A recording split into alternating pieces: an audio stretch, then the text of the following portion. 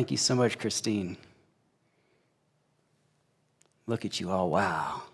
Beautiful. Thanks for coming. Osiyo veshalom. Agidoda John Beck ani Yahweh.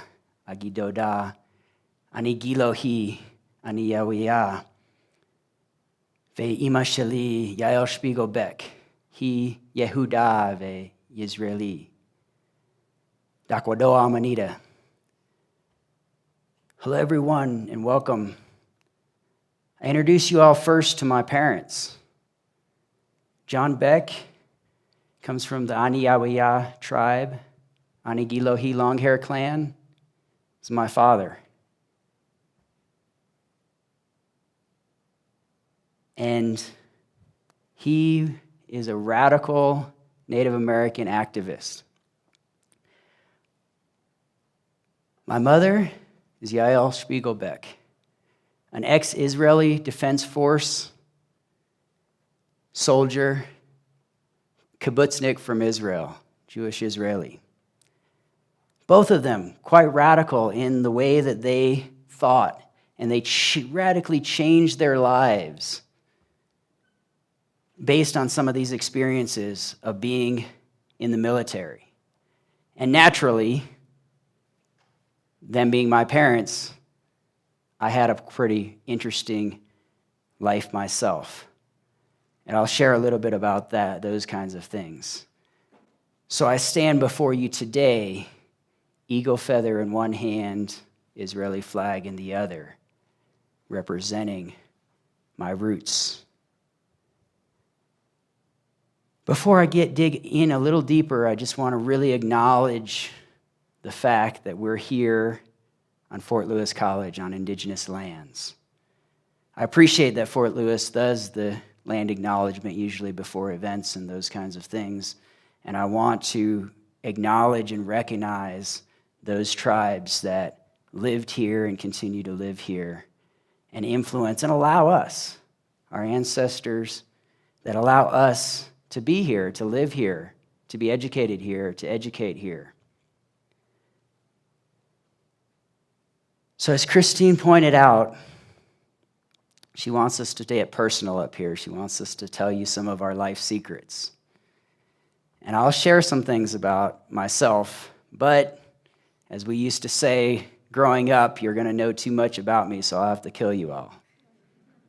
Well, please recognize, being a psychologist, I know that's a dangerous thing to say, so please recognize that I have no intent or plan to do that. Jokes aside, let's go toward the beginning. I mentioned that my dad is an activist, but he wasn't always that way.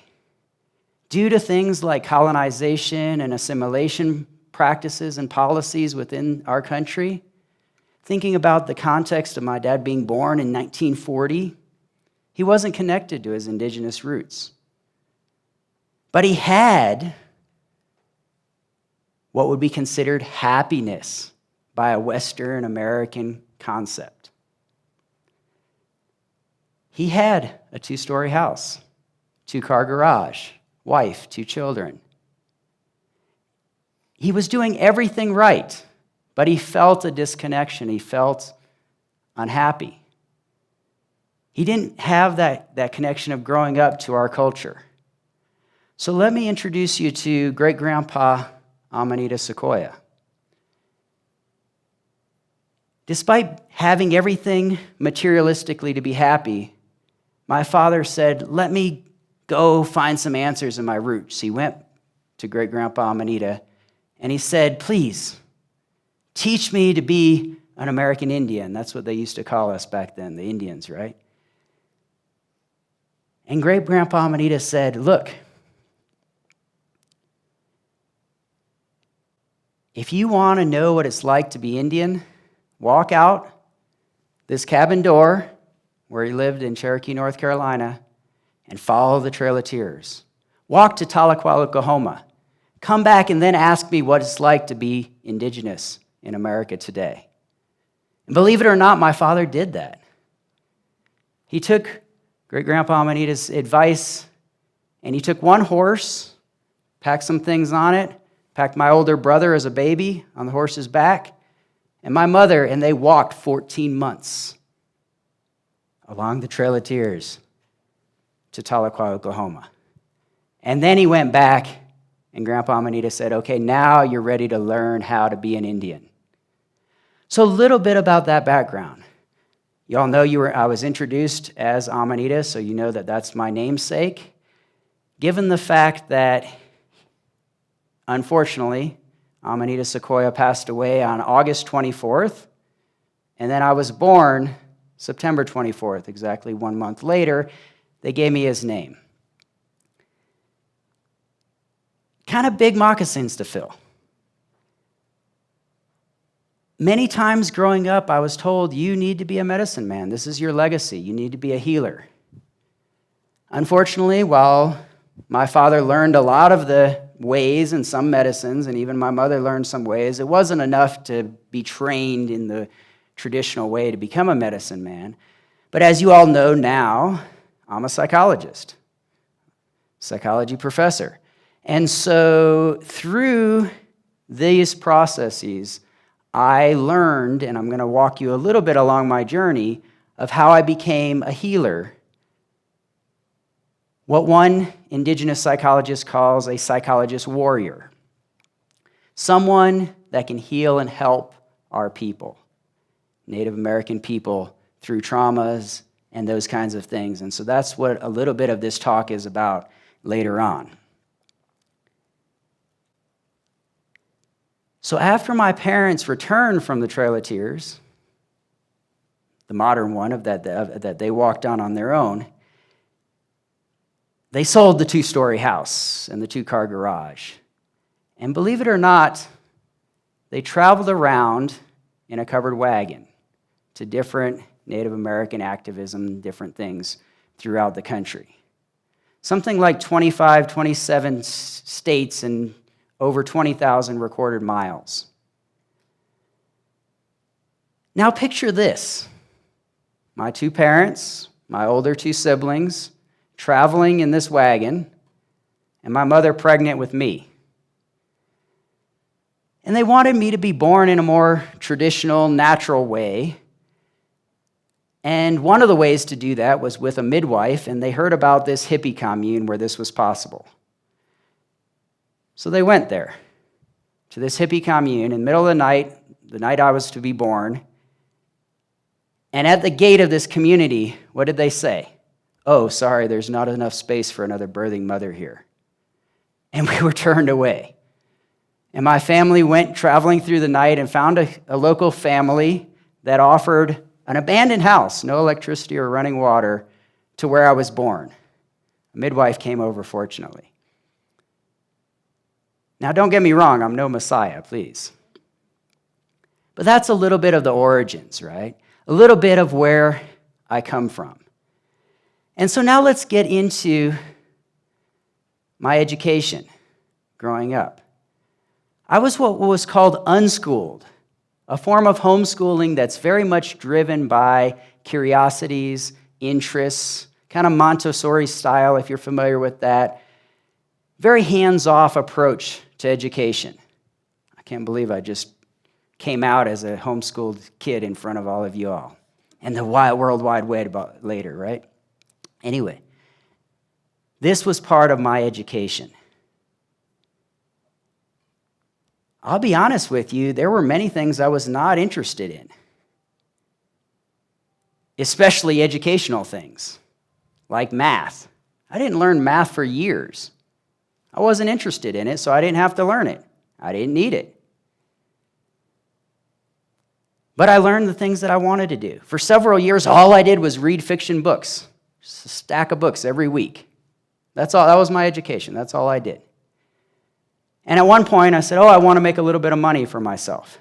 So I started my own little business, wrapping feathers and selling feathers for $1. And later, that transformed. By the time I was about 11 or 12, I started a bike business. I went and collected piles of junk bikes, sometimes pay $5 for them or got them free from the neighbors, bought parts, And I spent a bunch of time reading books. We didn't have internet, so I was just reading books on how to fix bikes and fixing them. My brother taught me some things, tools and those kinds of things. And guess what? I started a ledger. This is my my expenditures. These are what I earn. This is my profits. And by God, I learned math when it became relevant. I didn't have to learn it again until many years later, until I decided to go to college and had to take the SAT. Then I learned it again. But the beauty of the unschooling is I had a passion for learning. I could learn anything. I knew how to read. And that's part of the beauty of this, and that's part of what I want to share with you all also. Whether you're in a formal education setting or not, lifelong learning, let's find things that we're actually interested in, things that we have strengths in, things that we like. And it can turn into a career. Look at me, I'm a friggin' professor, and I never went to school.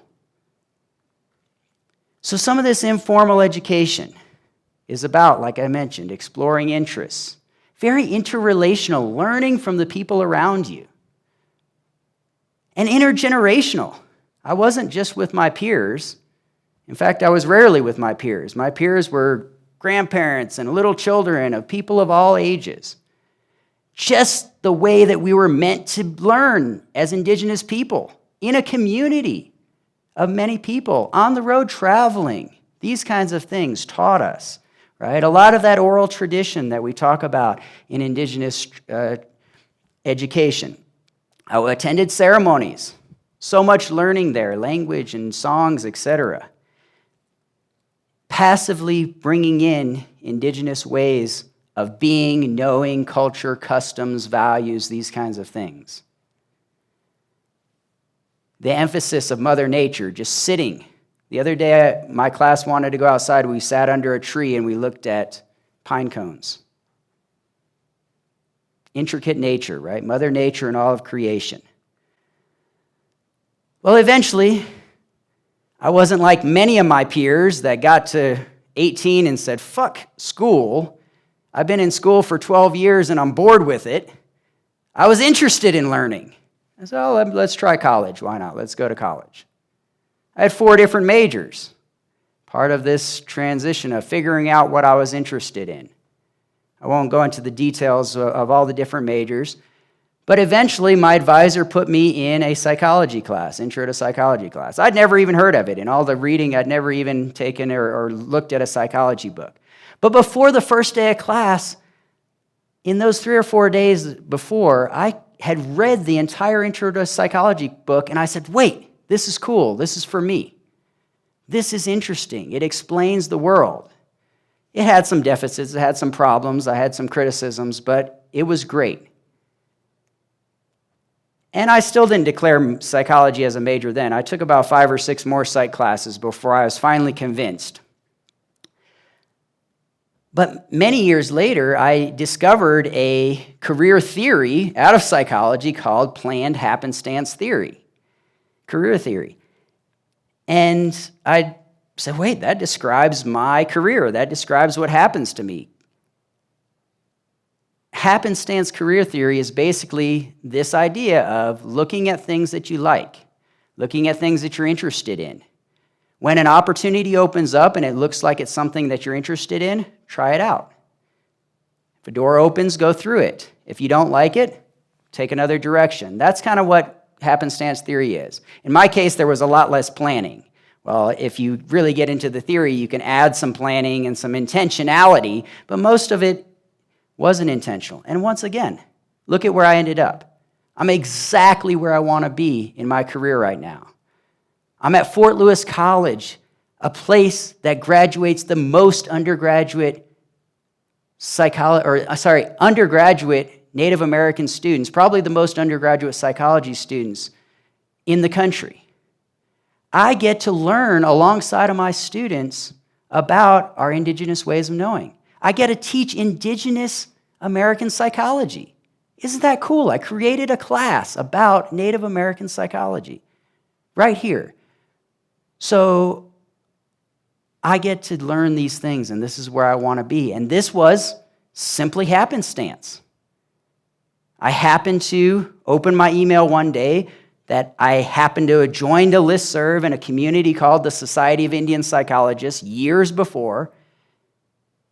And boom, there was a place that said, or an email that said, apply to Fort Lewis College. We're looking for a psychology professor. And here I am. All right. So let's back up a little bit in going into psychology. Like I said, I started taking these 5 classes in undergraduate, starting to learn a bit more about psychology, really falling in love with it. But at the same time, I found out that psychology's friggin' weird. Weird is a psychology acronym. It stands for Western, educated, industrial, rich, and democratic. Western, educated, industrial, rich, and democratic. And what did the person that created this acronym say about weird psychology? Is that 95% of our psychology research is on weird populations, undergraduate students contributing to psychology. And yet it doesn't apply to 95% of the world is not weird. Something around those numbers, approximately, right? So the majority of our research comes from weird populations. The majority of the world is not weird. How does that work for us? So I found within this, especially in the context of being Jewish, especially in the context of being indigenous, I saw that the research about my peoples and people of color, et cetera, and disenfranchised and poor people, another one of my identities, was about deficits, disparities, disorders, about intergenerational trauma, which of course is true, right? But it didn't explain my experience. It didn't talk about strengths, what's going well. Why are my people happy? Why are we still here, despite all of these challenges and disparities and disorders? It didn't talk about intergenerational resilience. We know there's intergenerational trauma, meaning that trauma can be passed from generation to generation. But so can resilience. And that's not a misspelling. We spell it with a Z, coming out of the reservations. Because Native American indigenous resilience is not the same as other cultures and other people's resilience. It's unique based on that colonial history and the indigenous strengths and those cultural aspects. So I still didn't find my home in psychology. After I graduated undergraduate, there was starting to be this kind of burgeoning field called positive psychology. Positive psychology is the study and application of human strengths and what I'm most interested in, happiness, well-being. And I didn't get a chance to take this because it wasn't offered at my school, but after I graduated, they started offering this course. So I went back and audited it. Again, happenstance. I happened to run into a professor. They said, hey, we have positive psychology now. You want to audit it? Yes, please. So I went back and I took this class. And again, I fell in love. Wonderful. Positive psychology, strengths. This is something I was missing. I was learning all about how are people flourishing? How do people survive? How do people do this? How do they come up out of the ashes and continue to live? And yet, positive psychology still didn't address. And in fact, since then, there's even been researchers that criticize positive psychology.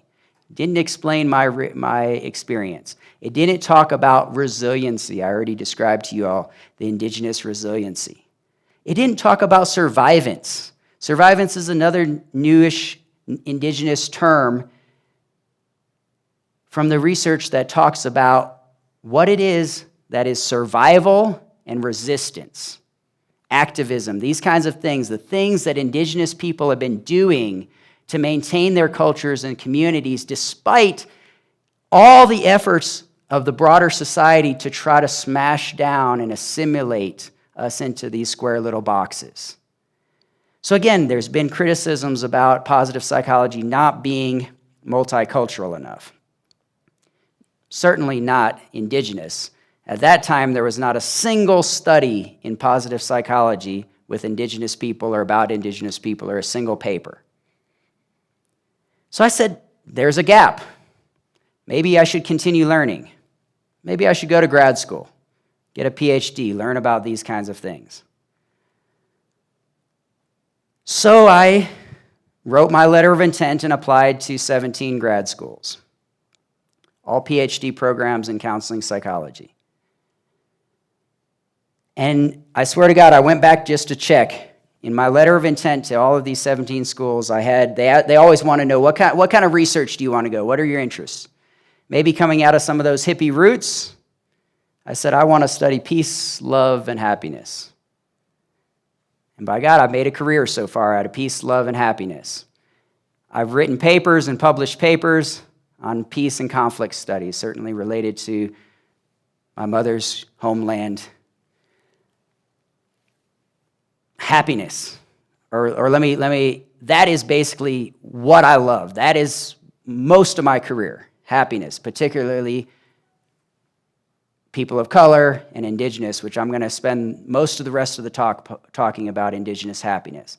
And then relationships. Well, as a counseling psychologist, that's what counseling is mostly about, relationships. How do we help people with relationships? How do we help people love one another and maintain those loving relationships and those things?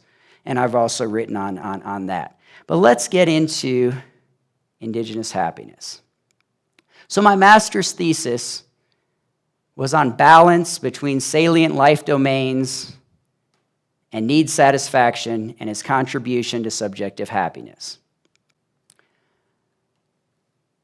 So even at that stage, I started to know that balance, harmony was important, and important life domains. What's important to you? What are your interests again? I started to realize at that point that would be critical for happiness, for well-being, for doing well in life. As I mentioned, there was very little, if almost nothing at this stage, written about happiness among Native people. And so I wrote an overview. Native American Subjective Happiness, had the pleasure of getting that published while I was a grad student. I started talking about Native happiness at different conferences that I went to and those kinds of things. So I started learning things about indigenous happiness. I wanted to know, well, what did indigenous happiness and well-being look like pre-colonial, before colonization and contact? Very little information about that. But did you all know, for example, that the U.S. Constitution is based on the Iroquois Confederacy Constitution? A Native American tribal constitution contributed significantly to the U.S. Constitution. In 1988, there's a document, a court document, that actually recognizes this contribution. And what do you all know from that? The pursuit of happiness. Right? So we know that even pre-colonial contact, there was an interest in well-being and happiness. My own tribe has a term called tohi. It boils down to happiness, well-being, interconnection, harmony. There's so much more to it. These terms don't give it credit by just saying happiness, but that's part of it. The local tribe, Dene tribe, also has this term hojo, that is related also to kind of walking in beauty, well-being. All your relationships are in harmony. The world is in harmony. You're connected to all of creation, and things are going well. And when you're not in Hojo, you're not happy because there's no harmony, there's no balance. If y'all don't know about it yet, this monument here in the picture is just outside this door to the left here, between this building and the next building. It makes me happy every time I see it when I walk to work and I notice that little monument there. That says, if you can't quite see it clearly, it says Hojo. Maybe the Dene people in the room can help me pronounce it better. So what did I start learning about indigenous happiness? I learned that it tends to be different than what we conventionally look at happiness in our modern U.S. Western culture. That sometimes what we consider happiness isn't always happiness, right? We know that everything markets to us. You'll be happy if you drink this beer, or you buy this car, or you get this girl, or these kinds of things. Oftentimes very superficial and materialistic types of things. And very individualistic. Our happiness in Western societies are very me, self, self, self. But indigenous happiness, at least traditionally, tends to be a lot more collective, a lot more communal, interrelated, much like how I grew up in my education, interconnectedness, intergenerational, a lot of cooperation and self-sacrifice for the whole. It makes me happy when I make others happy, when I contribute to my people, those kinds of things. And of course, relationships. And relationships are important for everybody's happiness. I've done thousands of hours of therapy with people from all walks of life, and the main reason they come in is because their relationships are out of disharmony from every race and every group. So relationships are important to everyone, but probably even more so for indigenous people and collectivistic people.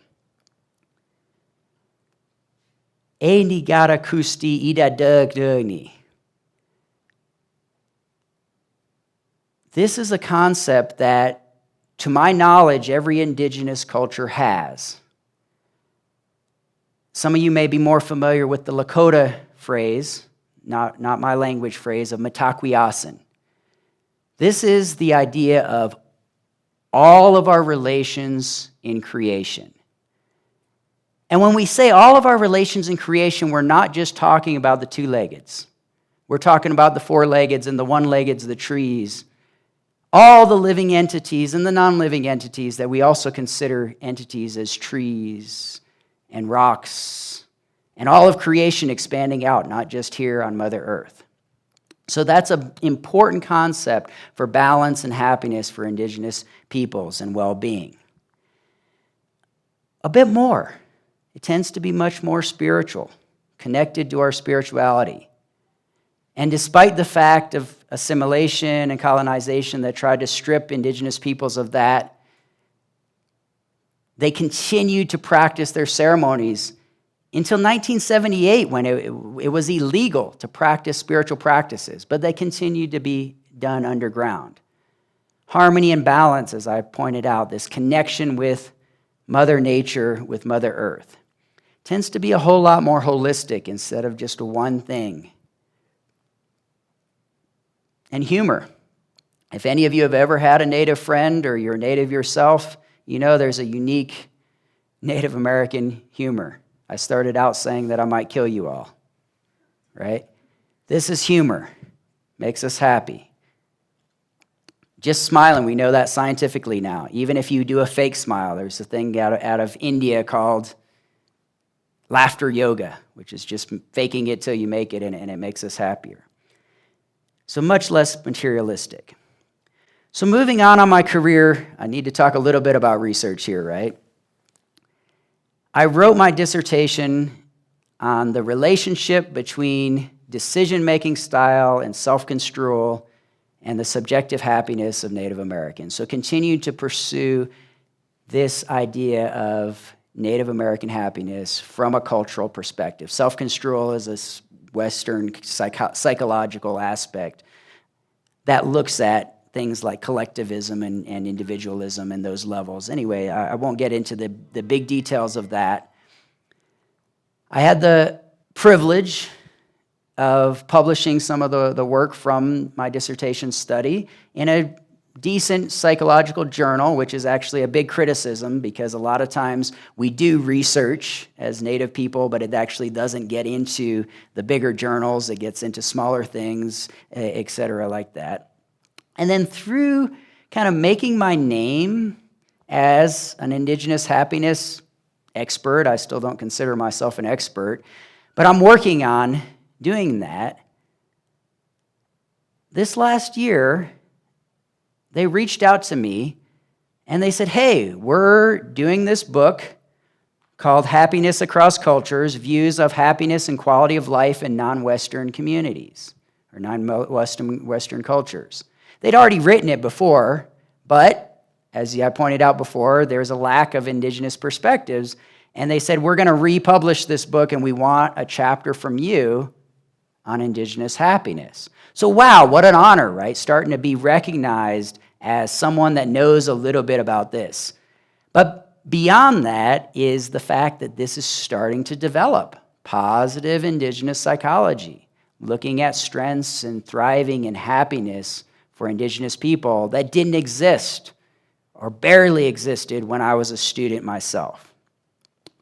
I was strongly influenced by this amazing book by an Indigenous psychologist, Arthur Bloom, called A New Psychology Based on Community, Equality, and Care of the Earth, an Indigenous American Perspective. I mentioned earlier that I teach a class on Indigenous psychology here. This is the book that we use. Amazing. I love it. Students say they love it. I don't know if that's the truth or not, but it seems like it. Very, very rich discussions that we have. So through writing this chapter and gathering more information, and it had been a little while since I visited the literature on Indigenous happiness, I discovered, wow, more people are doing this since I started. There's not a lot more, but there's more literature written since 2016. About 11 studies when I looked up happiness and Native American, about 7 in Indigenous and happiness, right? So starting to get more of this. And so I said in my chapter, I said, wow, we have a new subfield of positive psychology called Positive Indigenous Psychology. Anyway, that's my term. Hopefully that other researchers might come up with a better term, but that's what I coined it so far. So I'm the father of this, but I didn't invent it, right? There's so many others of these. What Bloom, the author of that book I just showed you, calls positive Indigenous psychologist warriors. He defines them as guardians of the community who watch over the well-being of the people. So just a bit of gratitude in the Native tradition of recognizing, I won't name all these names, but they're there for you. These are people that have been contributing to this field, intentionally or unintentionally. They're writing about positive things. They're writing about happiness and well-being and survivance and resilience. This is burgeoning, and I want to push it forward. So these are some of those positive Indigenous psychologist warriors that I recognize. So let me talk a bit more about this subfield, positive Indigenous psychology, that I think is going to transform the world if we can push it forward. It is all the things that were lacking, all the things that I said weren't there, that I didn't see in my own experience as a multicultural, Indigenous identifying psychology student. It's multicultural. It's based on strengths. We address intergenerational resiliency. How do we continue to survive? How do we pass on our strengths from generation to generation? Not just our traumas. Now, the traumas are there. The disorders are there. We need to address that. But positive Indigenous psychology is going to help us address all of those disparities that the previous psychology research has documented. And survivance. Again, survivance is how do we survive through resistance, through decolonial resistance.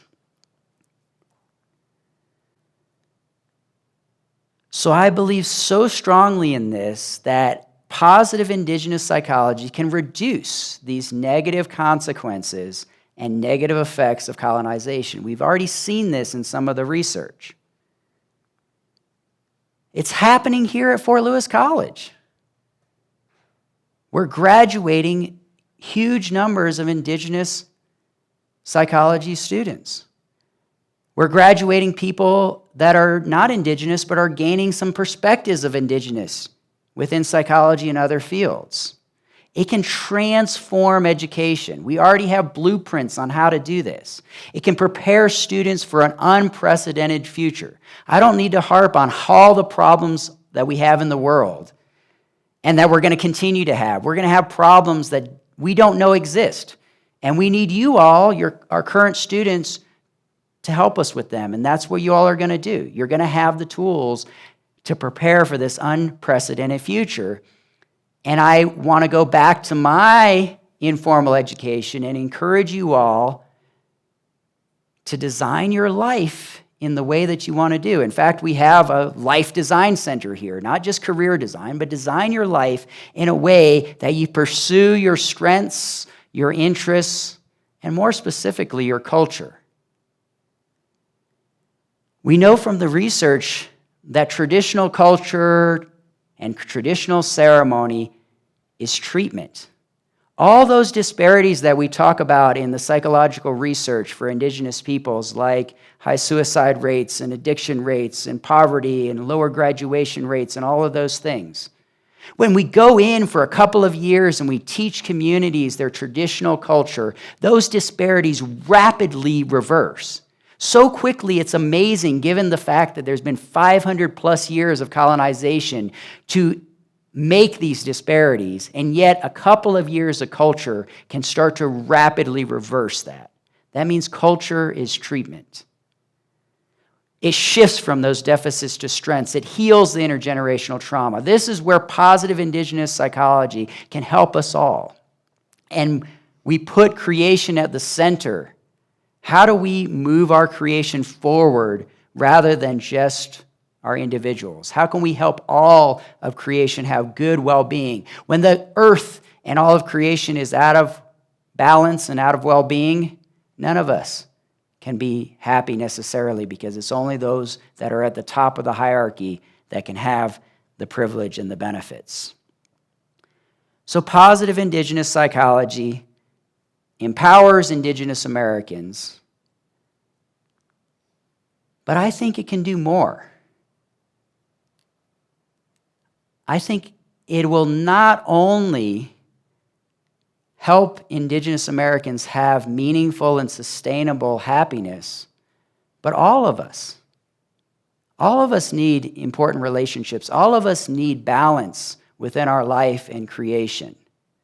And in fact, not to be alarmist, but we may be killing ourselves as a species. We're certainly killing many other species every year. So positive Indigenous psychology, I believe, can save us.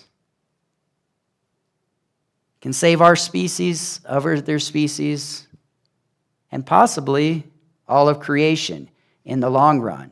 And most certainly, it has a place in higher education, and I'd say even K through 12 education. And then within the Indigenous tradition, lifelong education, all the way through the process. So I have a call to action as I'm starting to wrap up here. I want y'all's help. Whether you're in psychology or other fields,